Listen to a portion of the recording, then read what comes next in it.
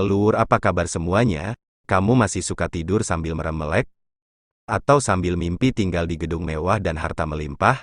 Simak video ini baik-baik ya Lur, siapa tahu kamu tertarik mau cari istri di situ.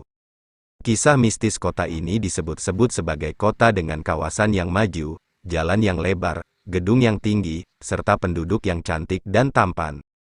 Konon kabarnya siapa saja yang mencoba masuk ke kota ini, tidak bisa kembali lagi atau keluar dari kota itu loh.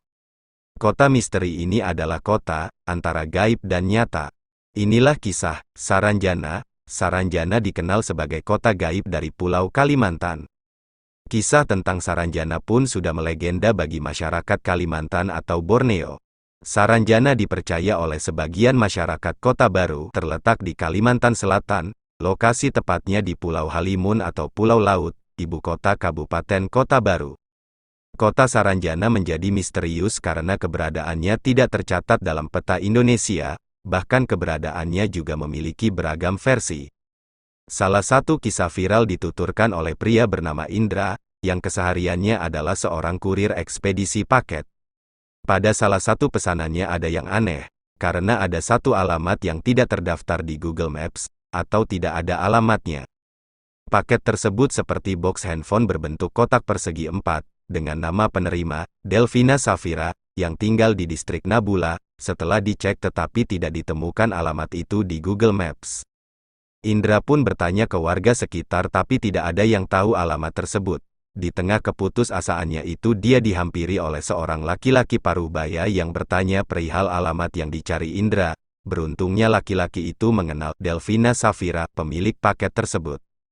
Singkat cerita, lelaki parubaya itu mengibaskan sapu tangan ke wajah Indra dan seketika Indra mengedipkan matanya. Saat membuka kembali matanya, Indra melihat jalan yang sebelumnya ia yakin jalan itu tidak ada tapi pada saat itu Indra tidak menyadari atau lagi terpengaruh. Indra akhirnya pamit sambil melanjutkan perjalanan untuk mengantar paket tersebut. Selama di perjalanan suasana dan kondisi jalan terlihat seperti pada umumnya. Hingga tak lama kemudian Indra pun dibuat tercengang karena melihat ada gedung-gedung pencakar langit yang megah menjulang tinggi, berwarna perak dengan kaca-kaca yang berkilauan dan ada juga beberapa kendaraan mewah. Singkat kata, Indra sampai juga di alamat yang dituju.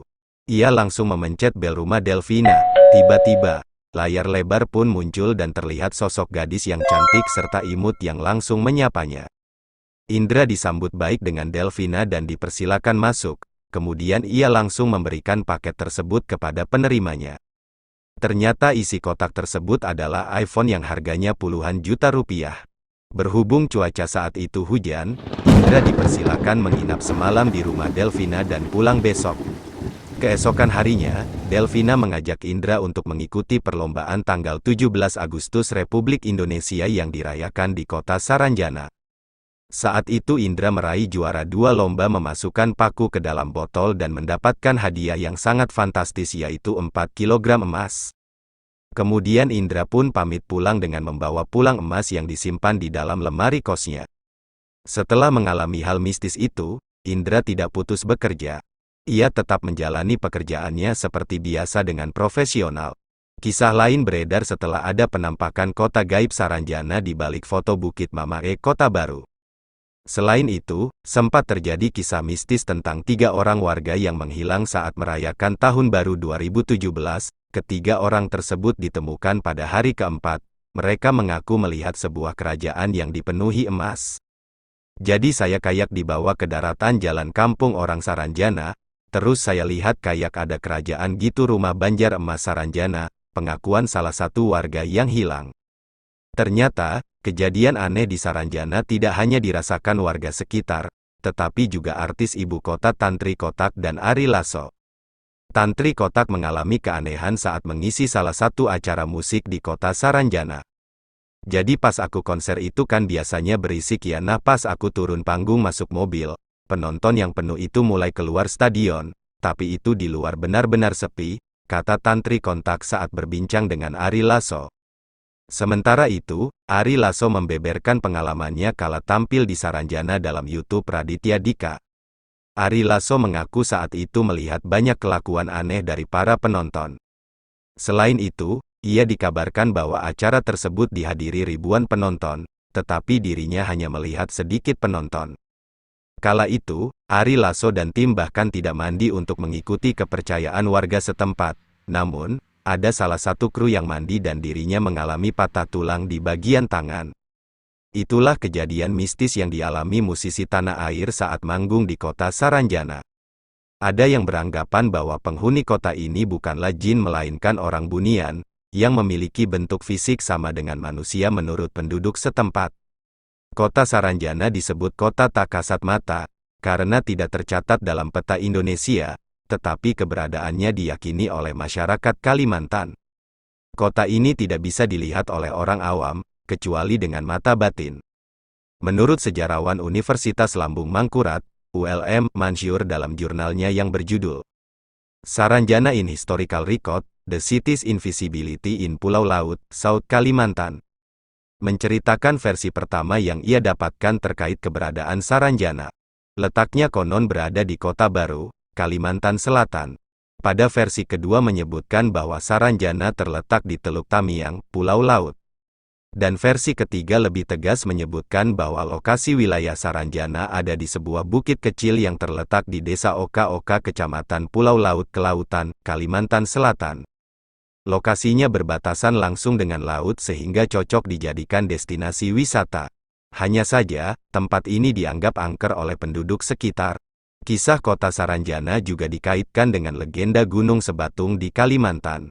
Dahulu wilayah Pulau Laut dikuasai Kerajaan Halimun yang dipimpin Raja Pakurindang. Sejarawan ULM Mansur menceritakan kisah legenda masyarakat terkait penciptaan Gunung Sebatung itu. Dikisahkan bahwa Raja Pakurindang memiliki dua anak, Sambu Ranjana dan Sambu Batung yang sering bertengkar. Sang raja pun ingin menyudahi pertikaian kedua putranya dengan membagi wilayah kekuasaan. Sambu Batung akhirnya menguasai alam manusia yang kemudian menjelma menjadi Gunung Sebatung. Sementara Sambu Ranjana mengambil jalan lain, dia tak ingin ikut bersama saudaranya sehingga kemudian membangun kota Saranjana di alam gaib. Kita lanjut lagi ya lur, kota Saranjana belakangan ini telah menjadi bahan perbincangan baik di arisan ibu-ibu RT, maupun bapak-bapak sosial media yang masih ngaku bujangan saja. Hal tersebut berdasarkan foto yang diambil wisatawan asal Makassar di Gunung Mamae, Kalimantan Selatan pada malam hari. Foto tersebut menunjukkan perbedaan dari alam yang sesungguhnya. Pada foto terlihat seperti gedung dari deretan gedung seperti kota metropolitan yang terlihat dari kejauhan. Dipercaya, kota Saranjana sebagai kota gaib misterius yang melegenda di Kalimantan. Keberadaan kota tersebut masih menjadi tanda tanya, meskipun pada peta zaman Hindia Belanda disebutkan terdapat kawasan yang bernama Tanjung Suranjana.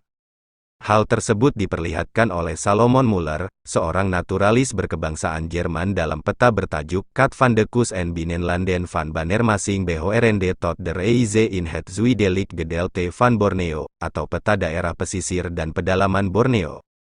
Peta yang menunjuk tahun 1845 silam ini menggambarkan, ada wilayah yang tertulis Tanjong, Huk, Saranjana. Tanjong tersebut terletak di sebelah selatan Pulau Laut, atau tepatnya berbatasan dengan wilayah Pulau Kerumputan dan Pulau Kijang. Dalam membuat peta, Muller telah mendapatkan pelatihan dari Museum Leiden.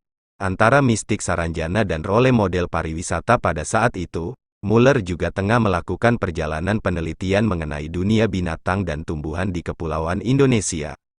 Namun belum dapat dipastikan, apakah Muller pernah berkunjung ke Tanjong, Huk, Saranjana sebelum memetakannya. Muller juga tidak pernah menyinggung kota ini dalam beberapa artikel yang diterbitkan Verhandelingen van het Batavia as Genootschap van Kunsten en Wetenschappen. Peta Saranjana termuat dalam Reizen en Onderzoekingen in den Indischen Archipel, seri pertama yang diterbitkan oleh Staatsbibliothek zu Berlin. Peta tersebut dibuat 18 tahun sebelum Salomon Muller meninggal dunia pada tahun 1863, sementara Profesor Geografi dan Etnologi Belanda, Peter Johannes Vet turut membagikan informasi mengenai Saranjana. Informasi tersebut terdapat dalam kamus Aardrijkskunding en Statistisch Woordenboek van Nederlands Indie, Bewerkt naar de jongste en beste berichten, yang terdapat pada halaman 252, terbutan Amsterdam oleh PN Van Kampen pada tahun 1869. Vet menuliskan bahwa, Saranjana, kap aan de Zuid-Oostzijde van Pulau Laut, welk elen aan Borneo's Zuid-Oost pun is gelegen. Arti kalimat tersebut kurang lebih, Saranjana, tanjung di sisi selatan Pulau Laut, yang merupakan pulau yang terletak di bagian tenggara Kalimantan. Kerajaan Saranjana muncul sebelum tahun 1660-an atau pada pra-abad ke-17 Masehi. Kepala suku pertama adalah Samburanjana yang semuanya menganut kepercayaan animisme. Dalam perkembangannya, Samburanjana mulai memperoleh pengaruh Hindu lama. Pada akhirnya, kelompok suku Daya Samihim meninggalkan daerah Saranjana, akibat adanya perang dengan kekuatan asing yang datang menggunakan perahu, menyerang penduduk, dan menghancurkan wilayahnya. Meskipun telah meninggalkan wilayahnya, nama pusat kekuasaan suku Dayak Samihim di Pulau Laut, masih bernama Saranjana. Sumber, detik.com, kalsel.antaranews.com, kompas.tv dan kompas.com. Oke Luur, satu lagi Luur, lihat temuan saya berikut dalam peta Google Maps. Saya menemukan gambar menarik di Saranjana. Kalian boleh menerka gambar apa ini Luur yang bisa jawab berarti tertarik dengan kisah yang saya bawakan. Saya tutup kisah kali ini Luur. Pergi memancing ke Sungai Sula, Nila dipancing di hari senja. Salam undur diri dari saya. Untuk teman-teman semua, sampai jumpa di kisah selanjutnya.